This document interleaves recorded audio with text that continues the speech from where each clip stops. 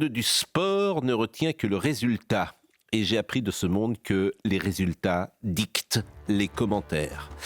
François Bayrou a donc réussi, là où Michel Barnier avait échoué. Dont acte et les éditorialistes de gloser sur l'habileté du Premier ministre, qui traverse l'hémicycle sur un fil, en équilibre, sur un pied, à quelques dizaines de mètres du sol, avec le vent qui souffle des colonnes, sans jamais le mettre à terre.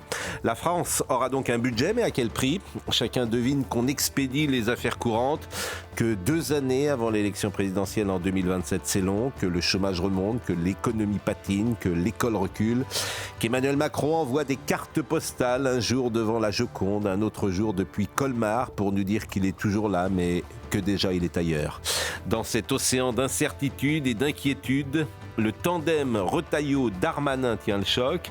L'un et l'autre sont engagés dans la lutte contre l'insécurité tous azimuts et se déploient jusqu'en Italie pour le ministre de la Justice afin de comprendre comment la mafia fut mise en échec. Pour cette raison, qui est peut-être la seule, ce gouvernement mérite de ne pas tomber. Monsieur Bayrou reste à Matignon. Nous dirons que compte tenu du contexte général, c'est la moins mauvaise solution du moment.